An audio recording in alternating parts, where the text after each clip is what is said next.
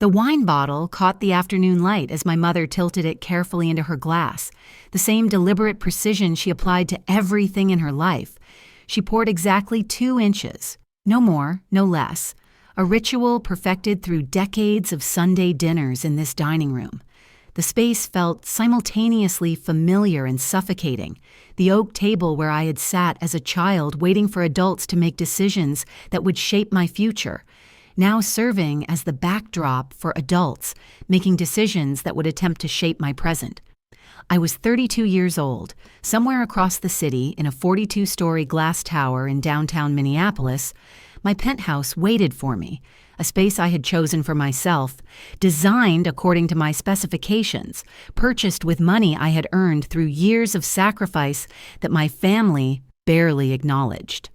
14-hour shifts at the hospital as a pharmaceutical consultant, weekend research sessions that had evolved into consulting contracts worth 6 figures annually, investment portfolios that I had personally managed while most of my peers were sleeping, sitting at my kitchen table at 3 in the morning, analyzing market trends and financial statements with the kind of obsessive focus that had become my defining characteristic. For 8 years, I had climbed the pharmaceutical sales hierarchy with what appeared to my colleagues to be effortless grace, entry-level representative to senior representative to regional manager to pharmaceutical sales director. Each promotion felt inevitable when observed from the outside, as if I had simply been following a predetermined path. The reality was dramatically different. Every promotion had been purchased with hours my friends would never know about. Every major account had been secured through preparation that began weeks before the initial pitch, meticulous attention to detail that bordered on obsessive, and a willingness to work harder than anyone else in the room. My colleagues often commented that I made career advancement look easy, as if I possessed some innate talent for navigating corporate hierarchies that others lacked. The truth was both simpler and more complicated. There was no talent involved. There was only work. Relentless, exhausting, all-consuming work that had become so normalized in my life that I sometimes struggled to remember what leisure felt like. "Danielle, you're not eating," my father observed, his fork pausing mid-motion as he gestured toward my plate of roasted chicken. The concern in his voice was genuine, wrapped in the kind of parental worry that had probably been present throughout my childhood, but had somehow transformed into something more complicated over the years. "Everything all right?" I looked down at the chicken, which I had indeed been pushing around my plate without actually consuming. My mind had been elsewhere, cycling through the pharmaceutical presentations I needed to finalize this week, the market analysis, reports that required my attention, the email chains that had been piling up since Friday afternoon. The chicken seemed almost irrelevant in comparison. "I'm fine," I said, cutting into the meat with deliberate motions designed to appear engaged. "Just tired from work. It's been a demanding week." This was not entirely inaccurate. Work had been demanding. Work was always demanding. But more truthfully, I was tired in a way that had nothing to do with the pharmaceutical industry and everything to do with the complex dynamics sitting around this table with me. My sister Victoria occupied the chair across from mine, scrolling through her phone with the casual indifference of someone who had never experienced genuine worry about anything in her life. She was 28, 4 years younger than me, and had spent the past decade engaged in what I could only describe as professional instability. She had cycled through apartments with the frequency most people cycle through television shows, moving every 6 to 18 months, depending on her current romantic situation or her mood regarding her current neighborhood. She had drifted between jobs with the same lack of commitment. Retail positions abandoned after 3 months, restaurant gigs quit without notice, freelance work started with enthusiasm and abandoned when the novelty wore off.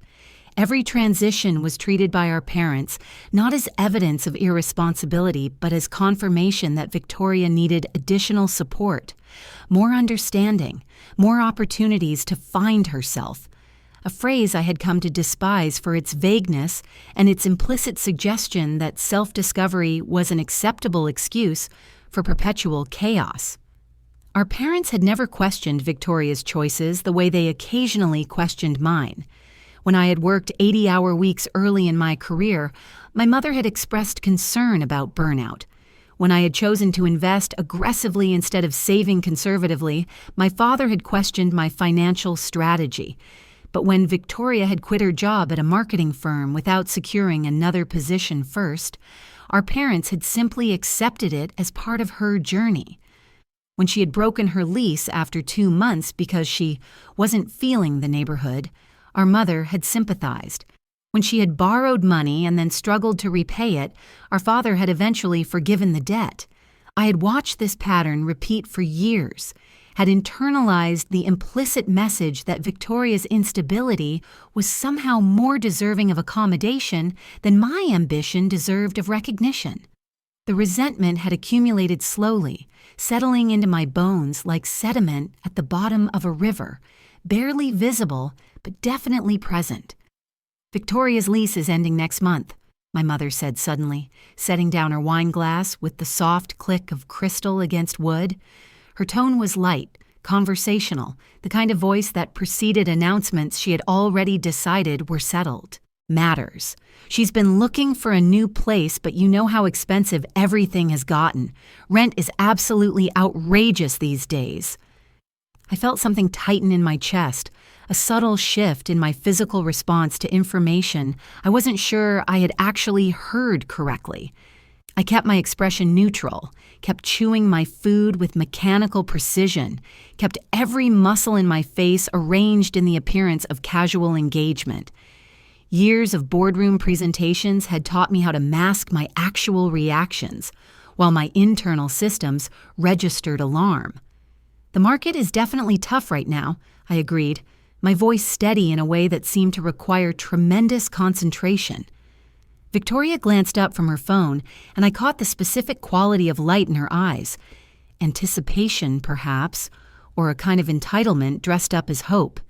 She had always possessed an almost supernatural ability to detect when family dynamics were shifting in her favor, as if some ancient instinct allowed her to sense opportunities for acquisition, the way certain animals sense approaching storms. "Your father and I have been talking," my mother continued, her hand reaching across the table to pat Victoria's wrist, with a gesture that conveyed reassurance and certainty in equal measure. "And we think it makes the most sense for her to move into your old apartment. You're not using it anymore, and it would solve everything. She could move in next week." There it was, the moment distilled into its purest form. The decision had been made without my input, presented not as a question or even a suggestion, but as a foregone conclusion. My apartment, my property, my investment, my space, was being redistributed like a piece of furniture no one particularly wanted anymore. The announcement was wrapped in maternal warmth, positioned as a logical solution to a problem that needed solving, and I was expected to receive it with the kind of grace that had defined my role in this family since childhood. My old apartment in Uptown was objectively beautiful. It was a 2-bedroom unit with high ceilings, exposed brick, and large windows that caught the afternoon light in ways that made the space feel larger than its actual square footage.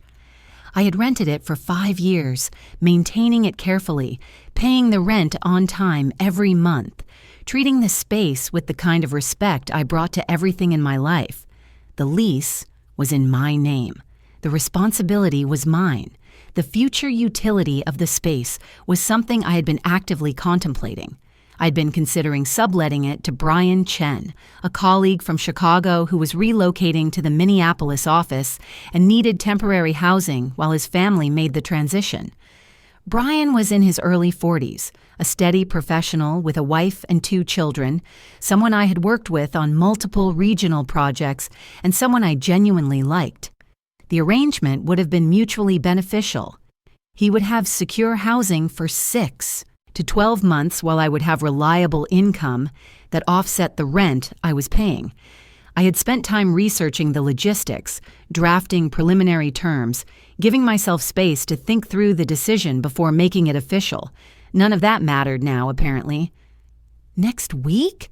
I repeated, buying myself the few seconds I needed to process what was happening. "It's perfect timing," Victoria said, finally joining the conversation with the kind of enthusiasm that only someone accustomed to getting what they wanted could muster. She smiled at me. That particular smile she had been perfecting since childhood, the one that had consistently worked to unlock parental indulgence and familial accommodation. "I've already started packing. Mom said you'd probably be cool with it since you have that fancy new place and everything." Fancy new place. The words landed with the weight of profound dismissal, as if I had won my penthouse in some lottery rather than purchasing it through years of calculated financial planning that had begun when I was 23 years old and had realized with sudden clarity that no one was going to hand me anything. As if my achievement was luck rather than the result of discipline, sacrifice, and strategic decision-making that had consumed the better part of my 20s while my peers were traveling and dating and simply existing. I looked at my mother, searching for any indication that she recognized the significance of what she was asking. Instead, I found her watching me with an expression I had come to know too well. The look of someone who had already decided the outcome and was simply waiting for me to align myself with her conclusion. My role here was predetermined.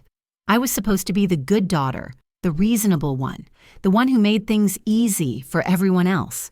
I was supposed to smooth over Victoria's latest crisis with my resources, my planning, my space. I was supposed to be what I had always been, the solution rather than the person whose needs required solving. I thought about the conversation I had carefully avoided having with my parents 6 months earlier when I had purchased the penthouse. I had wanted to tell them that I was tired, bone deep, soul level tired, of being the family's safety net. I had wanted to articulate the resentment I felt watching Victoria stumble through life while I caught her every time she fell, watching my parents enable her perpetually with the kind of unconditional support they had never quite offered me. I had wanted to explain that I had worked too hard to build my own life to watch it get redistributed according to their sense of fairness, which always seemed to tilt dramatically in Victoria's direction. But I had swallowed those words. I had chosen the path of least resistance because I didn't want to be perceived as the bitter older sister, the one who was ungrateful for the childhood they had given me, the one who lacked generosity toward her younger sibling. I had prioritized harmony over honesty, accommodation over authenticity, and in doing so, I had allowed this exact moment to become inevitable.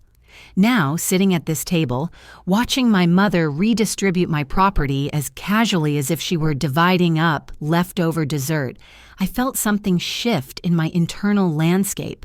It was not anger, at least not primarily. It was clarity. The kind of clarity that arrives when you suddenly recognize a pattern that has been repeating for your entire life, when you understand that this pattern will not break on its own, when you realize that continued accommodation is essentially enabling a system that has never served your interests. "Sure, Mom," I heard myself say. My voice was calm, even pleasant, betraying none of the internal turbulence occurring beneath the surface. "That sounds fine." The relief on my mother's face was immediate and complete, like watching tension drain from muscles that had been braced for conflict.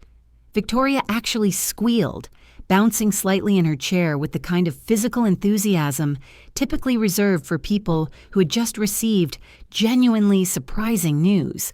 My father nodded approvingly, already pivoting toward a question about a project at work, as if we hadn't just concluded a conversation that had fundamentally altered the trajectory of my month. No one asked if I had other plans for the apartment. No one wondered if perhaps I should have been consulted before the decision was announced. No one seemed to notice that I had barely spoken 10 words since arriving for dinner, that I was maintaining an emotional distance that should have registered as unusual even to people who knew me well. I smiled and finished my chicken, listening to Victoria enthusiastically discuss her vision for redecorating my apartment, the color schemes she was considering, the furniture she wanted to purchase, the ways she planned to make the space her own. The phrase irritated me disproportionately. It was already someone's property. It didn't need to become hers in some deeper sense. She was simply going to occupy it temporarily while my parents funded her transition and I funded the actual lease.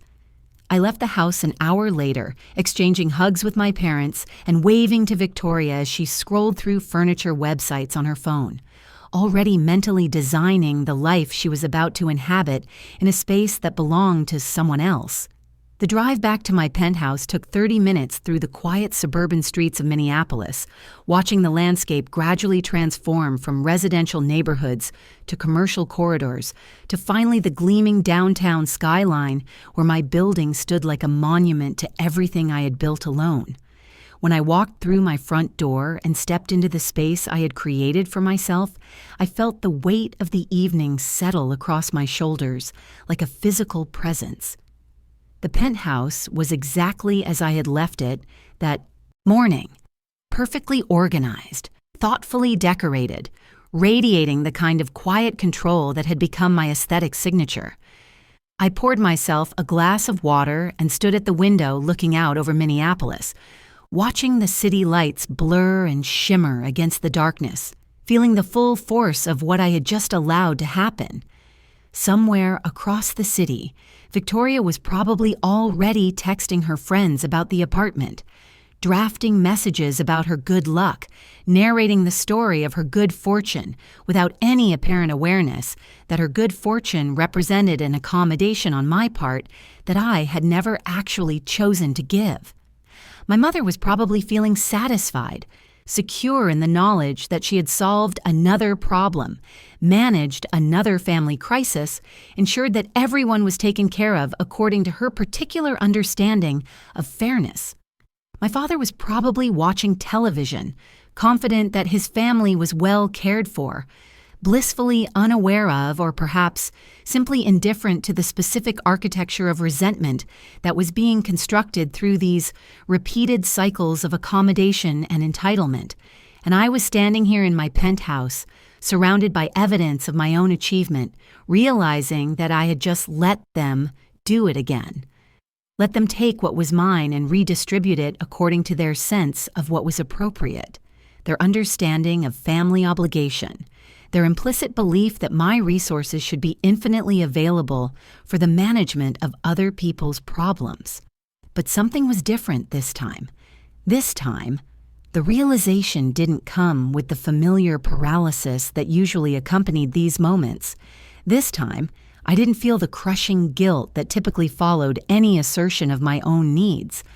This time, I wasn't going to swallow my frustration and move on to the next chapter of my life, with this particular injustice settling into the increasingly heavy sediment of accumulated resentments. I set down my water glass and walked to my desk, pulling out the folder I had put together 2 weeks earlier. Inside were rental agreements, detailed tenant applications, comprehensive background information, and contact information for Brian Chen. I had been waiting to finalize everything, giving myself time to think through the logistics one more time, ensuring that I was making a decision based on careful consideration rather than impulse. I didn't need that additional time anymore. My decision was suddenly crystal clear, descending upon me with the force of inevitability. The next morning, I woke at 6 o'clock and went for a run along the Mississippi River, the September air crisp against my skin, the city quiet in that brief window before the everyday world started its Monday morning routines. I pushed myself harder than usual during the 5-mile run, letting my body burn off the frustration that had kept me awake past midnight, that had invaded my dreams with scenarios of confrontation and consequence. By the time I returned to my penthouse, showered and dressed for work in the navy suit I reserved for important presentations, I had a plan solidified in my mind like concrete setting overnight. I sat at my kitchen counter with my coffee and opened my laptop. The email to Brian took exactly 15 minutes to compose. I kept it professional and straightforward, explaining that the apartment would be available immediately if he was still interested in the temporary rental arrangement. I outlined the terms we had previously discussed, attached the rental agreement, and explained that I could have everything finalized by Tuesday if he was ready to move forward. His response came within an hour. He was extremely interested. Could we meet Tuesday evening to finalize everything and discuss the move-in date?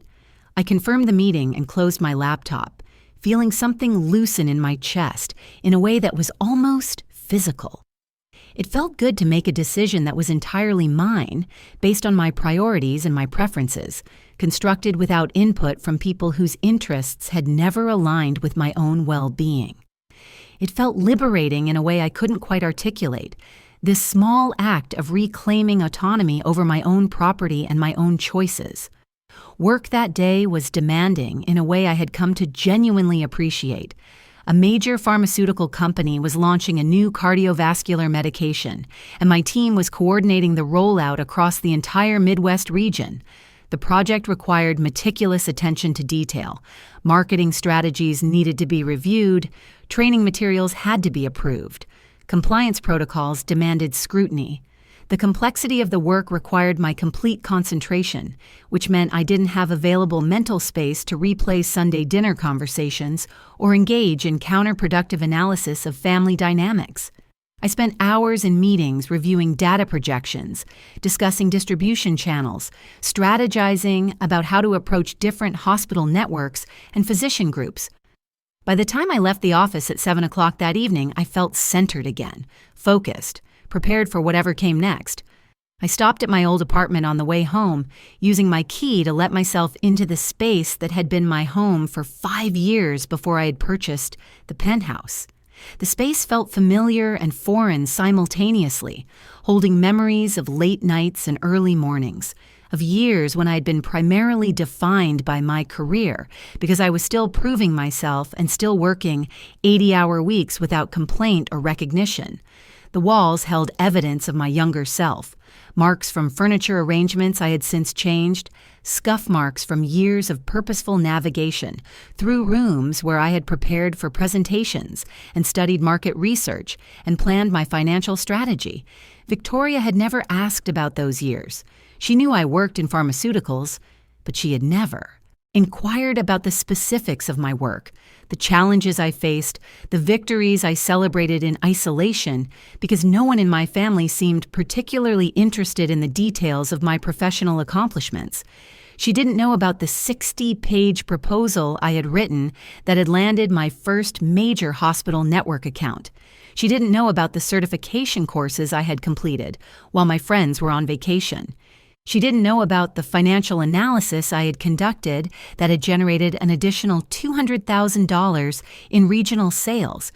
She didn't know any of these things because she had never asked, and I had stopped offering information about my work years ago, when I realized that my success made people uncomfortable in ways I didn't fully understand. It was easier to let them think I was simply lucky. Easier than explaining that luck had nothing to do with any of it. Easier than claiming credit for achievements that seemed to generate resentment rather than celebration. I walked through the apartment mentally cataloging what I needed to remove before Brian moved in. My furniture had already been transported to the penthouse, but I had left some kitchen items, linens, and decorative pieces.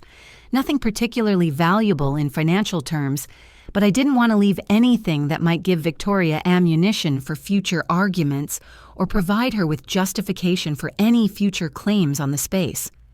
My phone buzzed while I stood in the bedroom, and I saw a text message from my mother. "Victoria is so excited about the apartment. She's already picked out paint colors. You're such a good sister." I stared at the message for a long moment, feeling the implications settle over me like a suffocating blanket. Victoria had picked out paint colors for an apartment she didn't own and hadn't been officially given permission to occupy. She was already treating my property like her personal project, and my mother was actively encouraging it by affirming her choices and celebrating her enthusiasm. I typed a response carefully. Glad she's excited, nothing more. No corrections, no gentle warnings about the fact that she couldn't actually paint the walls without permission. No explanations of what I was about to do. I wasn't going to telegraph my next move or give anyone the opportunity to preempt my decision through guilt or manipulation. Another text came through almost immediately. This one was from Victoria herself. Hey, can I come by the apartment tomorrow to measure the windows? Want to get curtains ordered? My jaw tightened reading the message. She was already measuring windows, already ordering curtains, already living in a future where my apartment belonged to her, where the years I had spent paying rent and maintaining the space dissolved into irrelevance because my mother had made a pronouncement over Sunday dinner that I had failed to explicitly contradict. I responded with deliberate vagueness. I'm busy this week. Let's talk next week. Her reply came within seconds. No worries, Mom has your spare key. She said I could grab it. Of course. My mother had kept my spare key all these years, and of course she was already facilitating Victoria's access to my apartment without asking my permission, without checking whether I actually wanted anyone else having keys to my property. The presumption was breathtaking in its casualness, and yet it wasn't surprising at all. This was exactly how it had always been. My parents smoothing Victoria's path, removing obstacles before they could actually impact her trajectory, ensuring she never had to work too hard for anything or face the natural consequences of her choices. And I had enabled this entire system by being the reliable one, the one who didn't complain, the one who made things easy for everyone else, the one who had gradually disappeared into her role as family problem solver. I left the apartment and drove home through downtown Minneapolis, watching the skyline glow against the darkening sky. My penthouse building was 42 stories of glass and steel, sitting in the heart of the business district. I had toured 8 different properties before finding this one, comparing amenities and layouts and resale values with the kind of thoroughness I brought to my work presentations. When I had finally made an offer, I had been confident it was the right choice. Walking into my building lobby still gave me a small thrill of satisfaction. The polished marble floors, the modern art installations, the concierge who greeted me by name, all of it representing choices I had made for myself, decisions I had executed without needing permission from anyone. Nobody had given me this apartment. Nobody had arranged it or smoothed the path or removed obstacles. I had earned every part of it through work and strategy and sacrifice. In my apartment, I made dinner and ate while reviewing the rental agreement Brian and I would sign tomorrow. Everything was straightforward.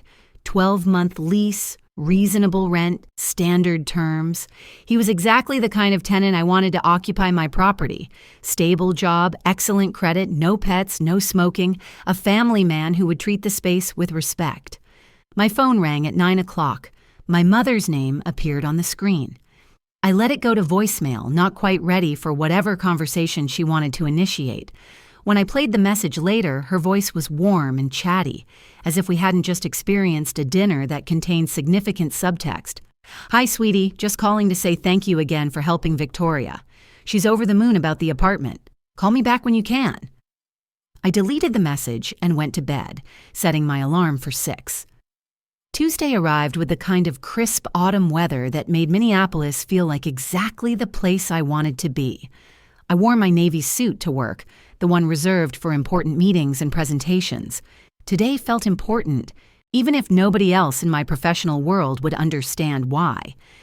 Brian met me at the apartment at 6 o'clock that evening.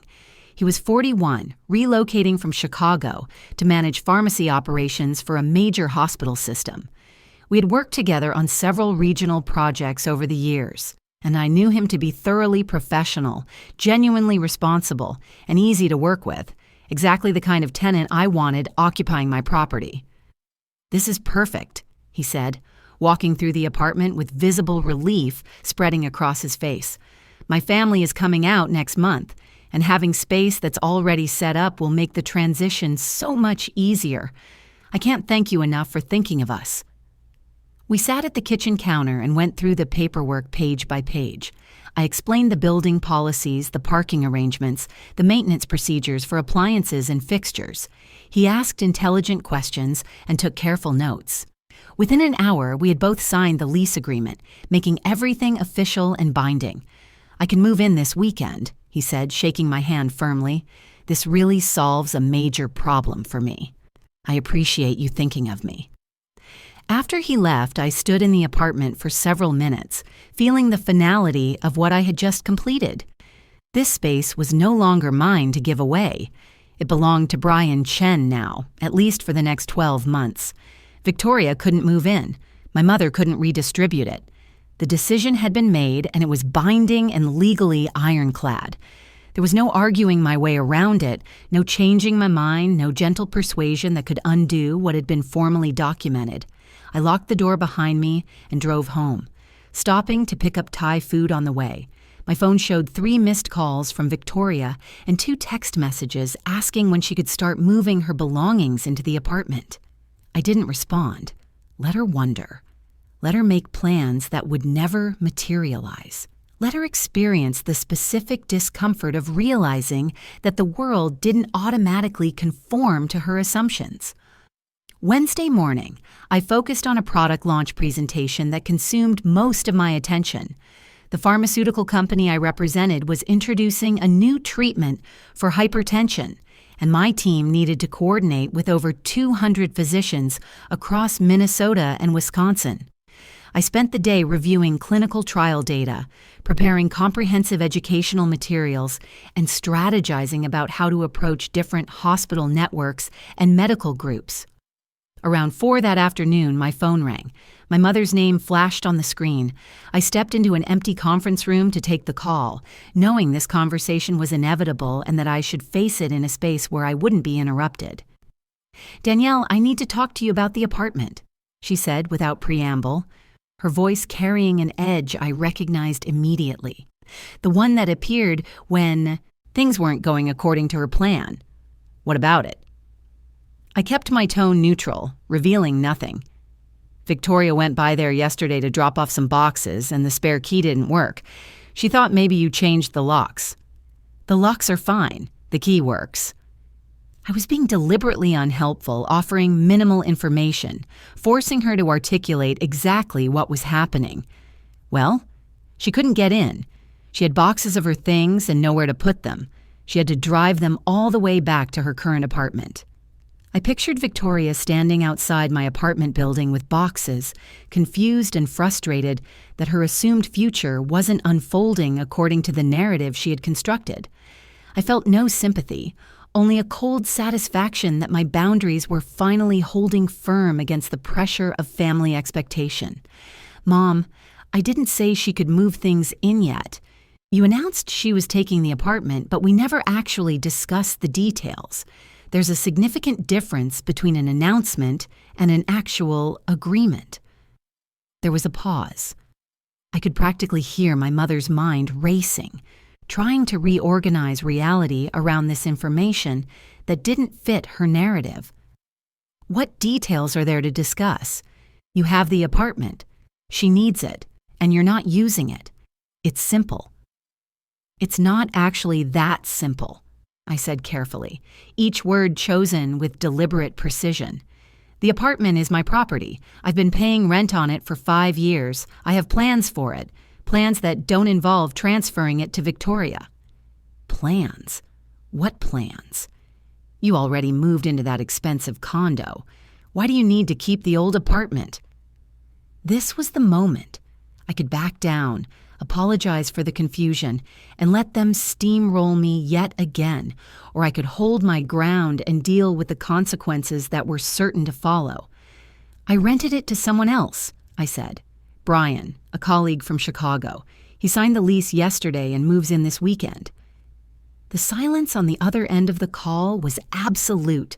the kind of silence that contains shock and disbelief and the rapid recalculation of strategy. I could practically hear my mother's internal processes working in overdrive, trying to reorganize reality around this new information that fundamentally contradicted her understanding of how this situation would resolve. "You what?" she finally said, her voice pitched slightly higher than before. "I rented the apartment to a colleague who needed housing. He's relocating for work and needed a place quickly. It worked out perfectly for both of us. But Victoria was supposed to move in there. I told you that on Sunday. You knew what I meant." "You announced it," I corrected, my voice steady. "You didn't ask. There's an important distinction. I said it sounded fine because I didn't want to argue at dinner, but that wasn't me agreeing to give up my apartment. That was me avoiding a confrontation I didn't have the emotional energy to engage in that evening." My mother's voice rose slightly, frustration bleeding through her usually composed exterior. "This is incredibly selfish. Your sister needs a place to live, and you have more than enough space. How could you rent it to some random colleague instead of helping your own family?" The word selfish landed precisely where it was meant to land, designed to make me question myself, to make me feel small and ungrateful. But this time, it didn't penetrate my armor the way it would have a week ago. This time, I felt nothing but clarity. Brian isn't random. He's a respected professional who needs temporary housing. And Victoria has a place to live right now. She has a lease until the end of October. That gives her 6 weeks to find something else, 6 weeks to be a functioning adult and secure her own housing like millions of other people do every single day. 6 weeks isn't enough time. "Do you know how hard it is to find decent housing on short notice?" my mother asked, her voice carrying the specific quality of someone who believed that her problems should automatically become everyone else's responsibility. "I imagine it's exactly as hard as it was for me when I was her age," I said quietly. "But I managed. I worked multiple jobs. I found roommates. I made it work. Victoria can do the same."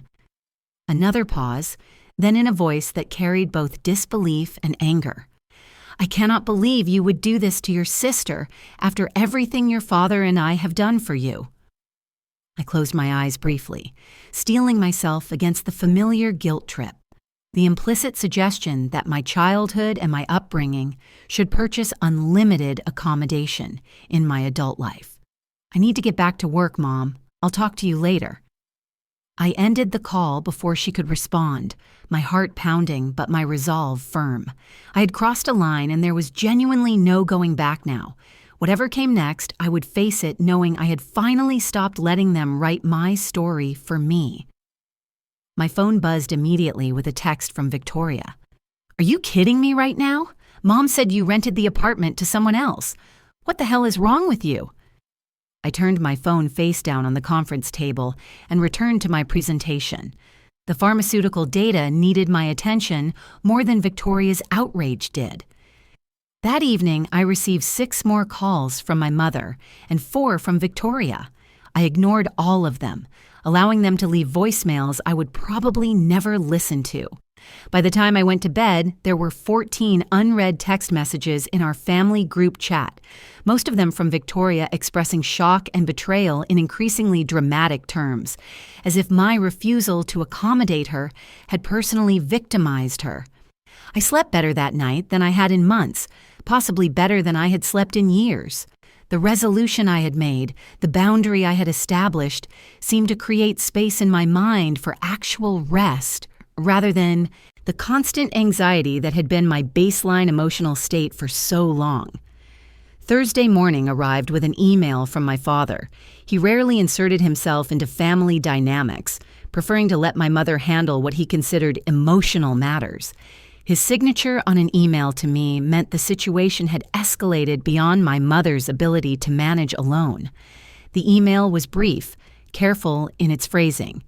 "Danielle, your mother is very upset about the apartment situation.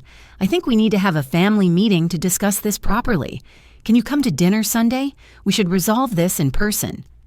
I read the message 3 times, analyzing the careful language.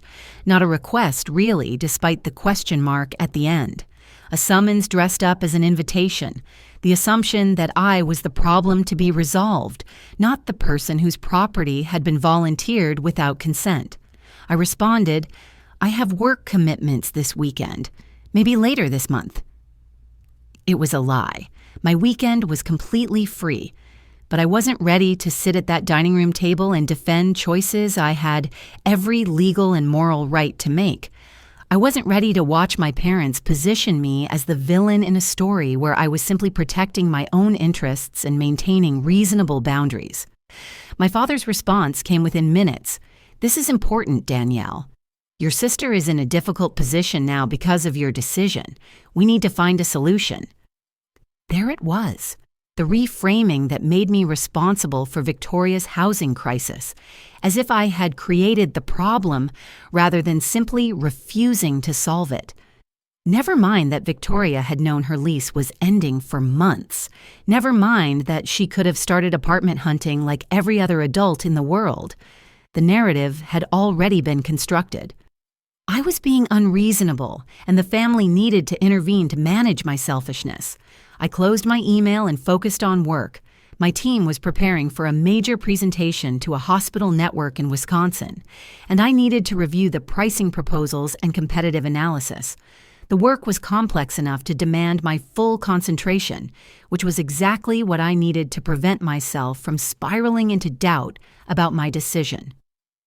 Around 11 o'clock the next morning, my desk phone rang.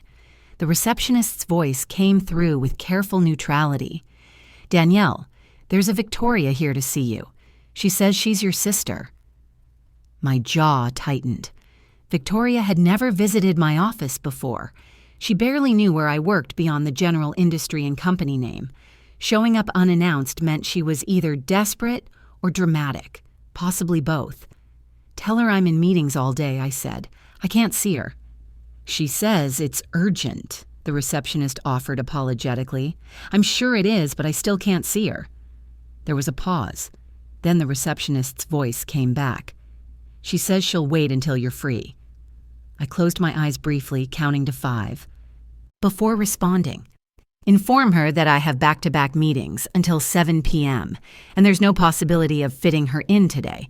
Suggest she call me later if she needs to discuss something." 5 minutes later, my phone buzzed with a text from Victoria. "Really? You can't even give me 5 minutes. This is so typical of you." I didn't respond. Whatever Victoria thought was typical of me was her problem, not mine. The rest of the day passed in a blur of meetings and strategic planning.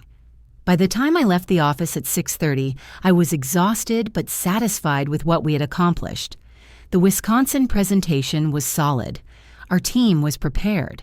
We had a legitimate shot at securing the contract. I stopped at the grocery store on my way home, picking up ingredients for the pasta dish I had been craving all week. Something simple and comforting that required just enough focus to keep my mind occupied while I processed what was happening in my family. While I was selecting tomatoes, my phone rang again. My mother's name appeared on the screen. I almost didn't answer.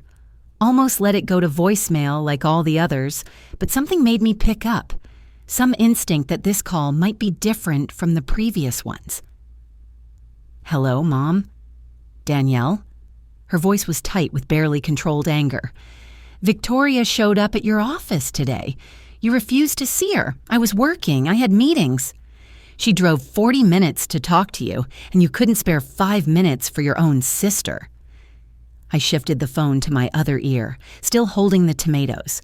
A woman pushing a cart past me glanced over with mild curiosity before moving on. Just another person having a difficult phone conversation in the produce section. "Mom, Victoria showing up at my workplace without calling first doesn't create an obligation for me to drop everything. I was actually in meetings. I wasn't avoiding her because I didn't want to see her specifically. I was working." "You've been avoiding all of us since Sunday," she continued, her voice rising. "You won't return calls, you won't answer texts, and now you won't even see your sister when she makes the effort to come to you. This behavior is unacceptable. The word unacceptable echoed through my mind. My behavior was unacceptable. Not Victoria's assumption that she could move into my apartment without asking. Not my mother's announcement of a decision she had no authority to make. Not my father's framing of me as the problem. My setting of boundaries was what crossed the line into unacceptable territory. "I've been busy with work," I said evenly. "It's not personal." "Everything about this is personal. You rented your apartment to a stranger instead of letting your sister live there. That's about as personal as it gets." "Brian isn't a stranger. He's a professional colleague with whom I have worked on multiple projects, and the apartment is my property to rent to whoever I choose."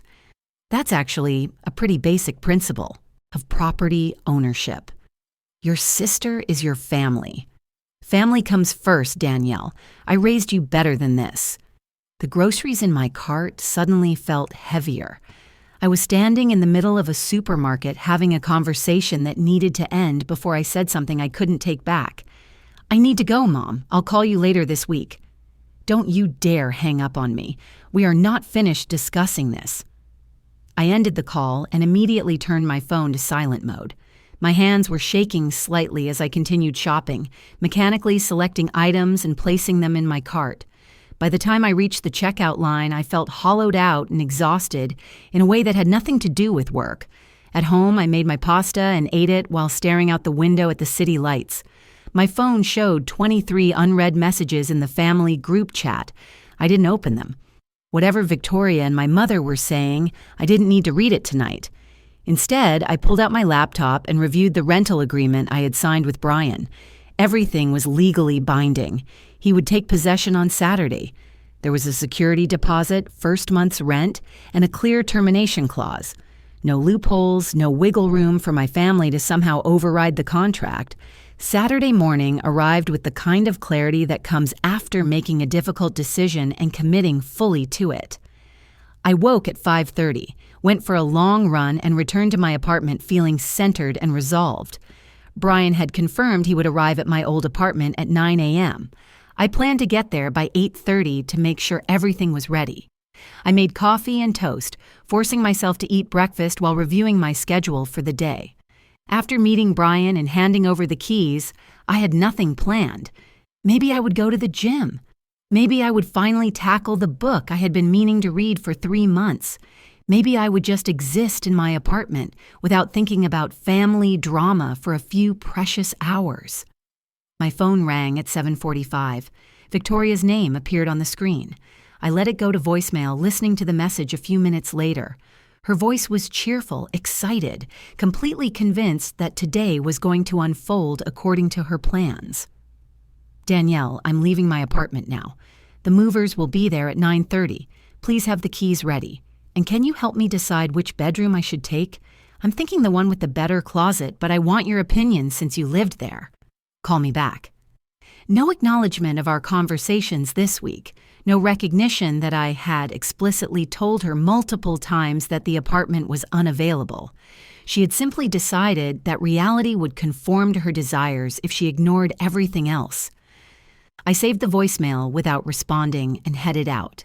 The drive to my old apartment took 20 minutes through quiet Saturday morning streets. I parked in my usual spot and walked to the building entrance, feeling a strange nostalgia for this place that had been my home for so long. The doorman greeted me by name, and I chatted with him briefly about the new tenant moving in today. Inside the apartment, everything was clean and ready. I had spent several hours earlier in the week removing my remaining possessions, cleaning thoroughly, and making sure Brian would walk into a pristine space.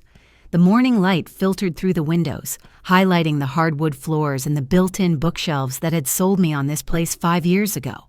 I stood in the living room, remembering the life I had built here. The late nights preparing for meetings, the quiet mornings before the city woke up, the slow transformation from ambitious young professional to accomplished director. At 8:47, Brian knocked on the door. I let him in, smiling at his obvious relief to finally be here. "This is perfect." he said, walking through the space with genuine appreciation. "My wife is going to love it. We spent 20 minutes going over the details: thermostat settings, parking garage access, building amenities, nearby restaurants and grocery stores. I handed him the keys, and we shook hands on the completed transaction. Legally, the apartment was now his responsibility. My role here was finished." "Thanks for making this so easy," Brian said as I prepared to leave. "I know you could have rented this place to anyone, so I appreciate you thinking of me." "You're a good tenant," I replied. "I'm glad it worked out." I left the building at 9:15, walking to my car with a sense of completion. Whatever happened next with my family, this part was done. The apartment was occupied, the lease was signed. There was no undoing any of it. I was halfway to my car when I heard a vehicle pull up behind me. I turned and saw a moving truck, battered and slightly too large for the narrow street. Victoria emerged from a car that parked immediately behind the truck. She was wearing yoga pants and an oversized sweatshirt, her hair pulled back in a messy ponytail. She looked excited and stressed in equal measure, calling instructions to the two movers who were already climbing out of the truck. Then she saw me. "Oh, good, you're still here." She jogged over, slightly breathless. "I was worried we'd miss you. Do you have the keys? The movers want to start bringing stuff up right away." I looked at her, at the truck full of her belongings, at the movers waiting for direction. Everything in her posture and expression indicated she genuinely believed this day was going to proceed as planned. "Victoria, I don't have keys for you," she laughed, assuming I was joking. "Come on, don't mess with me right now. I'm stressed enough about the move." "I'm not messing with you. I don't have keys because you're not moving into this apartment." Her smile faltered. "What are you talking about? This is moving day. Mom confirmed it with me last night." "Mom confirmed something that isn't happening. The apartment is already occupied. I just handed the keys to Brian 20 minutes ago." Victoria stared at me like I was speaking a foreign language. "That's not funny, Danielle." "It's not a joke. I rented the apartment to a colleague. He moved in this morning. You can't live here because someone else already does." The color drained from her face. "You're serious?" "Completely serious. But I have movers. I have all my stuff in that truck. I gave up my old apartment. The lease ended yesterday."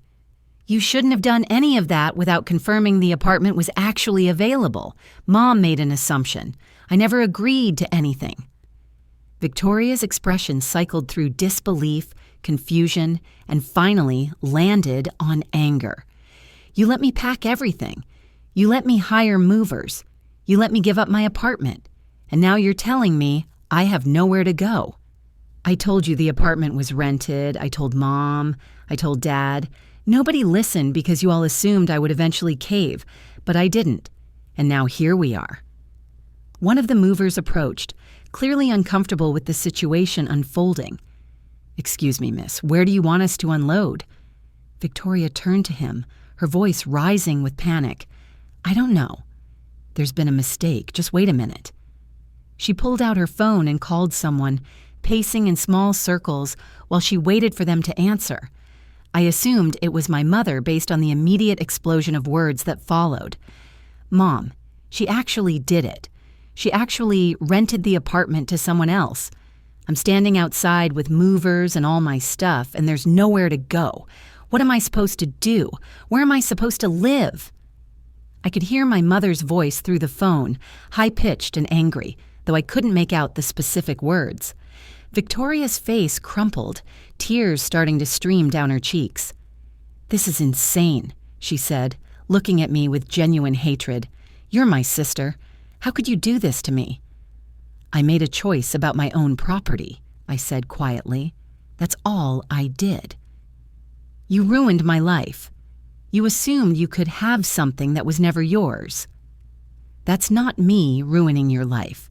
That's you facing a consequence. You made plans based on assumptions instead of confirmed facts. That's on you, not me." The mover approached again, more insistent now.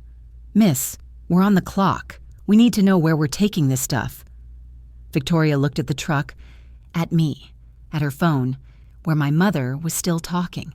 The full reality of the situation was hitting her, and I could see the exact moment when she realized there was no fixing this, no arguing her way into the apartment, no convincing me to change my mind.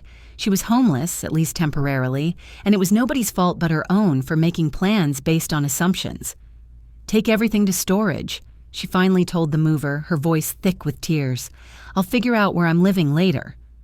She turned back to me, mascara running down her face, her entire body shaking with rage and humiliation. "I will never forgive you for this. Never."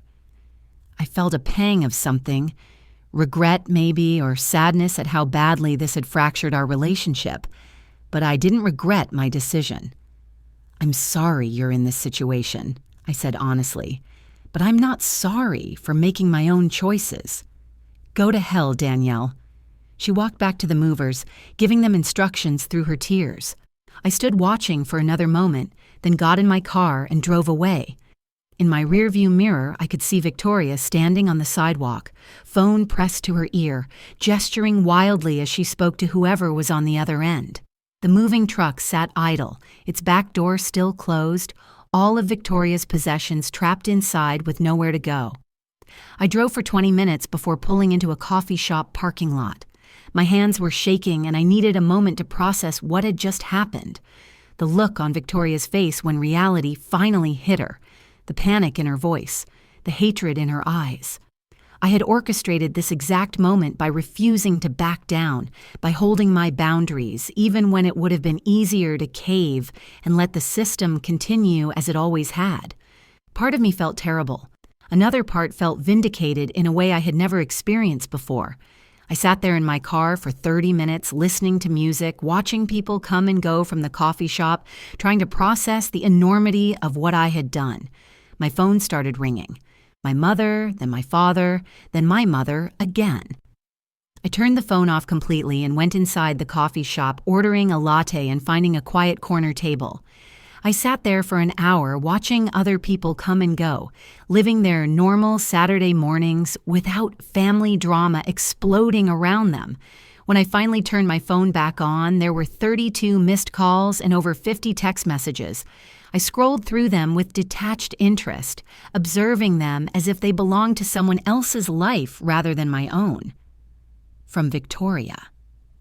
"I hope you're happy. You destroyed everything." From my mother. "Call me immediately. This has gone too far."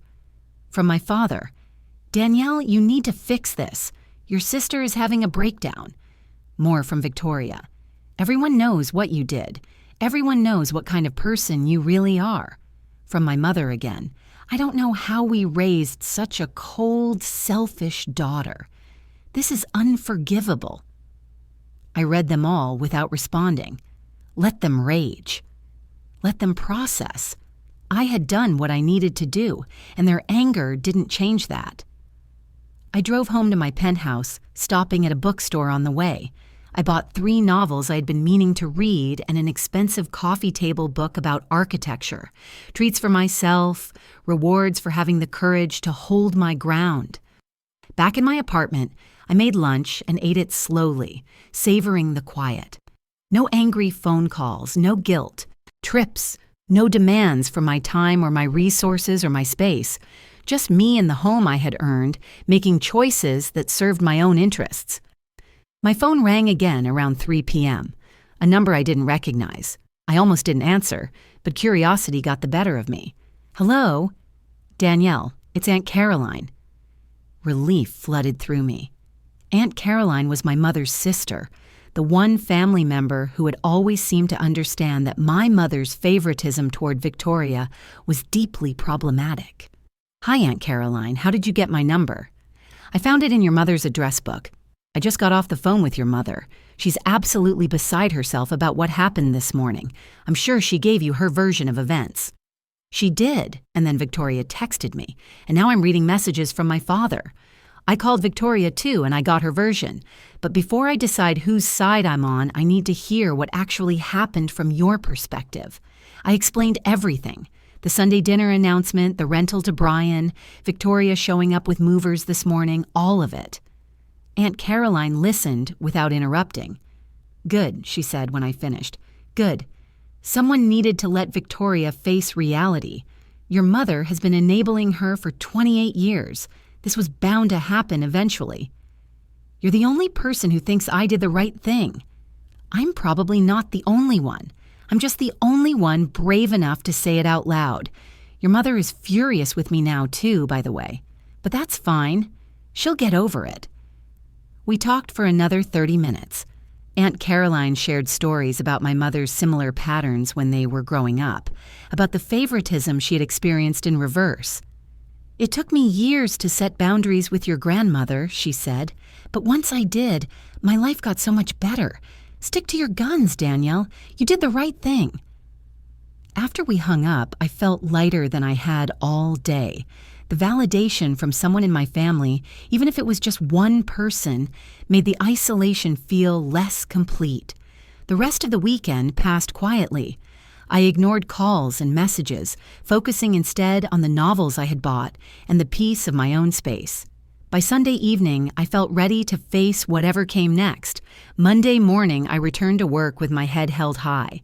My colleagues knew nothing about my family drama, which meant I could be professional Danielle instead of terrible sister Danielle. We had the Wisconsin presentation on Wednesday, and I threw myself into final preparations with renewed focus. The presentation went flawlessly. My team delivered with polish and expertise, and by the end, I could see approval in every executive's face. We secured a 3-year contract worth millions, and my boss made it clear that a promotion was likely in the spring. Over the following weeks, a new equilibrium emerged. My family stopped calling constantly, settling into their new narrative where I was the villain. Victoria found a small, expensive apartment and blocked me on social media. My mother sent occasional guilt-laden emails that I read but didn't respond to. My father tried a few times to mediate, but eventually accepted that I wasn't interested in apologizing. Brian and his family moved into the apartment without issue. He sent grateful updates about how perfect the space was for their transition. Sometimes I drove past the building and felt quiet satisfaction, knowing I had helped someone who actually appreciated it. In November, I heard through Aunt Caroline that Victoria's financial situation was deteriorating. The expensive apartment was draining her savings, and our parents' safety net wasn't quite as generous as it used to be. She was working extra shifts and complaining about how unfair everything was. My mother discovered through mutual connections that Brian was paying exactly what Victoria would have paid if she had simply asked to rent the apartment like a normal adult. The realization seemed to give her pause, though she never apologized. December brought a tentative call from my father. We had a brief, stilted conversation about nothing important. Neither of us mentioned the apartment situation. By the time we hung up, I understood that he was trying to rebuild something on different terms. The Wisconsin contract officially launched in January. My team celebrated with dinner at an upscale steakhouse, and Theodore publicly credited my leadership for the success. For the first time in months, I felt unambiguously good about something in my life. On a cold February evening, I stood at my penthouse window watching snow fall across Minneapolis. The city looked clean and beautiful, blanketed in white. I thought about the past 6 months, about the choices I had made and the relationships I had damaged. I felt no regrets. My phone buzzed with a text from Brian. "Wanted to let you know we're really happy here. The apartment has been perfect for our family. Thank you for giving us this opportunity." I smiled and sent back a brief response. This was what I had chosen to prioritize. People who appreciated what they received, who understood the value of what they were given, who didn't take my generosity for granted. The doorbell rang unexpectedly. I wasn't expecting anyone, but when I checked the security camera, I saw my father standing in the hallway. I opened the door. "Dad, this is a surprise. Can I come in?" I stepped aside and he entered my apartment for the first time since I had bought it. He looked around, taking in the space I had created for myself with genuine appreciation. "This is beautiful," he said quietly. "You've built a really nice life here." "Thank you." We sat in the living room, and for a few minutes neither of us spoke. Finally, my father cleared his throat. "I came to apologize," he said. "Your mother and I were wrong. We shouldn't have assumed we could give away your apartment without asking. We treated your property like it was ours to distribute, and that wasn't fair to you." I felt something loosen in my chest. "Thank you for saying that. Victoria is struggling, but that's not your responsibility. She's an adult and she needs to figure things out on her own. Your mother is starting to see that too, though she won't admit it yet." "And you? What do you see?" "I see a daughter who worked incredibly hard for everything she has, who set boundaries when we pushed too far, who stood up for herself even when it cost her." He paused. "I'm proud of you, Danielle. I should have said that months ago." Tears pricked my eyes unexpectedly. We talked for another hour, really talked, about my work and his retirement plans and the family dynamics that had been broken for years before the apartment crisis brought everything to a head. When he left, he hugged me tightly. "Your mother will come around eventually," he said. "She just needs time." After he left, I stood at my window again, watching the snow continue to fall. My family wasn't fixed. Victoria still hated me. My mother still thought I was selfish. But my father had taken the first step toward understanding, and that was enough for now. I had set boundaries and held them. I had protected what was mine. I had refused to be the family's endless solution to problems other people created, and in doing so, I had finally learned to value my own peace more than their approval. In the months that followed, Victoria's sense of entitlement finally caught up with her in ways my family could no longer ignore or excuse. The expensive apartment she had rushed into became a financial burden she couldn't sustain, forcing her to break the lease early and move to an even smaller studio in a worse neighborhood. She had to borrow money from our parents repeatedly, and when they finally started saying no, she was forced to pick up a second job just to make ends meet. The consequences she had avoided her entire life were finally teaching her lessons I could never have conveyed through words alone. My mother, watching Victoria struggle with basic adult responsibilities for the first time, slowly began to understand that her coddling had done more harm than good, though she never quite found the words to apologize for the Sunday dinner announcement that had started everything. I stood at my penthouse window on a quiet March evening, watching the city lights flicker against the darkness, and realized I had no regrets about the path I had chosen. My relationship with my family would never be what it was, but I had learned that authentic peace mattered infinitely more than artificial harmony built on my constant accommodation. The power I had reclaimed wasn't about hurting Victoria. It was about finally teaching her that assumptions have consequences, that other people's resources aren't hers for the taking, that the world doesn't rearrange itself to accommodate her desires. Looking back on that September morning when she arrived with her moving truck, I felt nothing but gratitude for having the courage to hold my boundaries, even when everyone told me I was wrong. Sometimes the sweetest revenge is simply refusing to be used anymore. Sometimes the most powerful statement you can make is choosing yourself. And sometimes the most important relationship you can build is the one with yourself, the one based on respect, authenticity, and the unwavering commitment to never again diminish your own needs to accommodate someone else's entitlement.